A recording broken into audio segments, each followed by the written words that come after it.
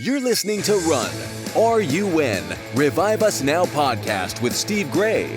As pastor of the Smithton Outpouring and the Kansas City Revival, Steve is a leading voice of revival worldwide. Steve shares his life-changing encounters with God, along with biblical teaching that equips you to experience and lead lasting revival.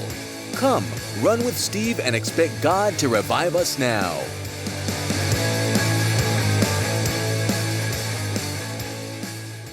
Hello, everyone, and welcome to another podcast of Revive Us Now. I'm your host, Steve Gray, and so glad we could be together to talk about revival. I've been thinking about it today and been praying a lot about it and the elements of revival and what makes a move of God work. And, you know, when you really get down to it, it usually is one person that just gets so hungry and desperate for God that they make this connection that makes other people want to connect and makes other people hungry. And so I was reading in the book of 1 Kings, and we got a couple of characters that are colliding here, but there's the one particular character that we know his name, Elijah.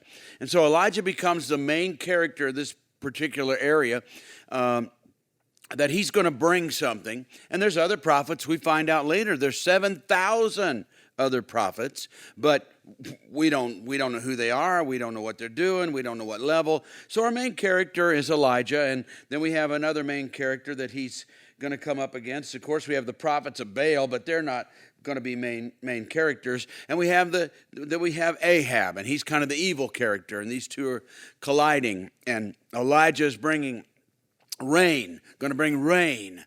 And a lot of times, what do we think rain? Today, people use the word rain to mean an outpouring of God's Spirit and the rain of revival and let it rain. You know, we use that term to mean the power and presence of God coming, you know. And so I read this passage and I thought, well, let's see if we can see anything in here that would help bring a move of God to a church or an individual that could understand what do I need to do?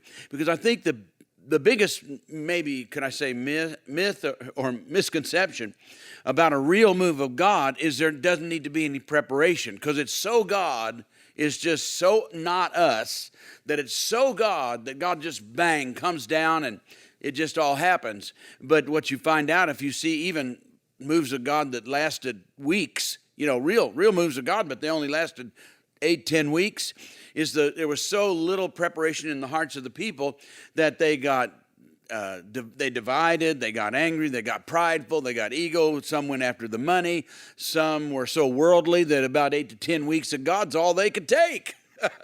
So anyway, here in 1 Kings 18, kind of the climax of this collision of Elijah and Ahab. And so, you know, they go up onto the mountain and the prophets of Baal try to get their God to move, and he doesn't. And then Elijah calls on his God, and God comes down with fire and sucks up everything, the water, and it's a pretty big deal, you know. And after that, then Elijah, then he does something, and he says, seize the prophets of Baal and don't let any of them get away. And so it's sort of like done, you know, it's done.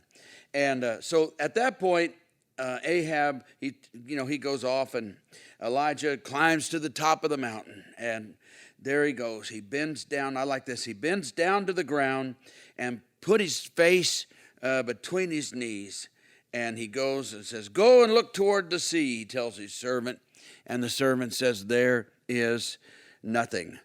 So as we put this together, one thing that Elijah did before he's trying to get the rain is he's getting rid of the Baal altar, right? Kind of like Gideon. You know, Gideon was called to be a mighty warrior, and he says, I'm a nobody, I can't do anything. So he called one person to start this thing, and he says, I can't, I'm a nobody. And one of the first things that God told him to do, though, he said, well, let's see what you can do with this. Go knock down, get rid of your father's old altar, which is idol worship. Get rid of the old altar and build a proper altar to the Lord. So that's one of the things that a person can do right now and say, I got to knock down a lot of things in my life, you know, and maybe in the church, if you're a pastor, so we got to get rid of a lot of programs we don't need that are all self-centered stuff. We got to focus more on meeting God. It's great to meet people, but you got to have a church where people meet God. That's the purpose, you know. So he gets rid of the prophets of Baal. He knocked all the altar and all that. And when all that's done, all the prophets of Baal are done, he sits down and he wants to bring rain again. Now, like we talked about sometimes, the rain of God revival, and the presence and power of God.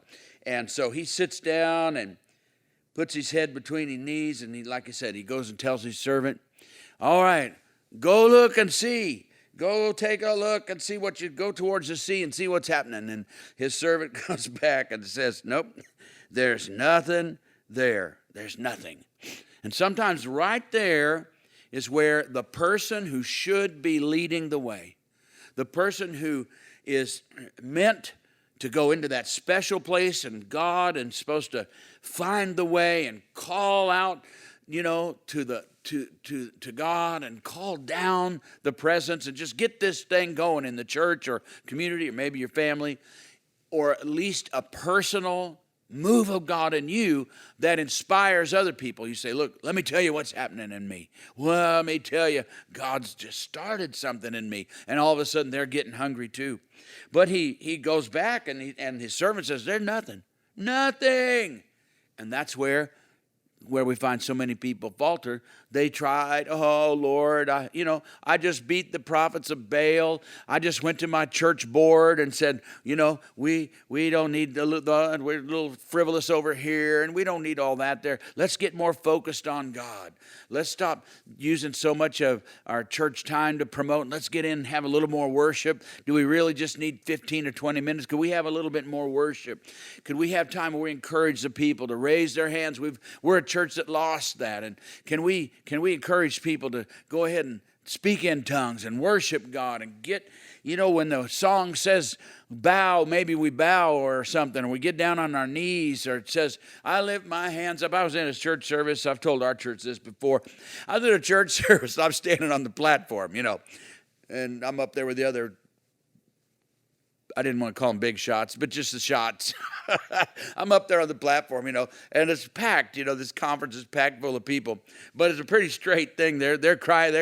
They say they're going to cry out for a move of God. We want revival so bad. There they are. They're standing there, and all the people stand, and they sing the song. I lift my hands up unto unto the Lord I lift. And I'm standing there looking like nobody in the house had their hands up. I said, listen, you want to start a revival, you stop lying in church. So, I'm there by myself. And then I said, I say I'm lifting my hands up. I lifted my hands up.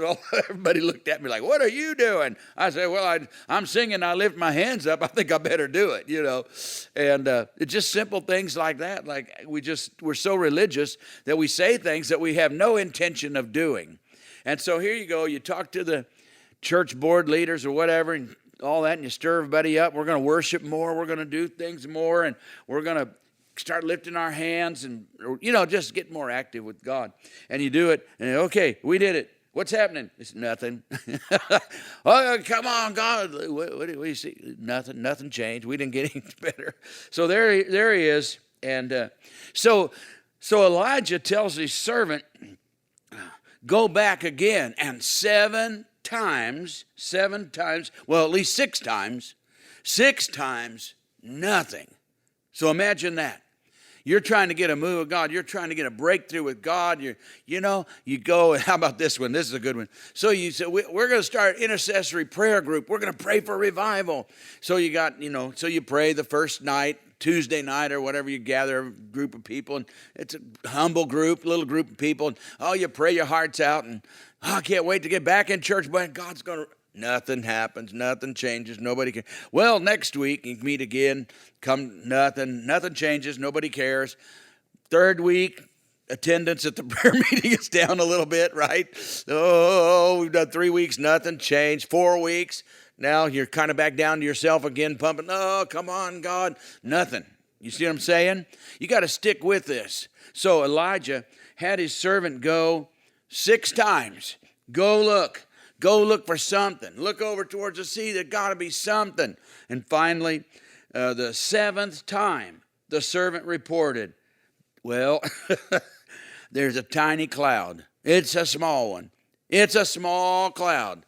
Yep, there's a small cloud. Well, that was all Elijah needed. That's all he said. Well, that's the start. We just need something. We just got to have a sign that something's going. Rain is coming. It might be a small cloud, but a small cloud is all we need. And he said, go and tell Ahab he better hitch up his chariot and get down this mountain because it's going to pour. It's going to pour. We're going to get some rain in this place. So you see how God took one person and he got rid of all the idols and all the prophets and all the bad message, everything that opposed God. First thing he did, clean the place up and get a proper altar to the Lord. And then after that, then he sits down and he says, okay, we got to get some rain now going. We got to get it. And it took him 7 times. He's got nothing. 6 times he got nothing. 7th time, it was so small, he said, well, all right, God, well, this is so small, nothing's going to come out of that. He said, no, sir.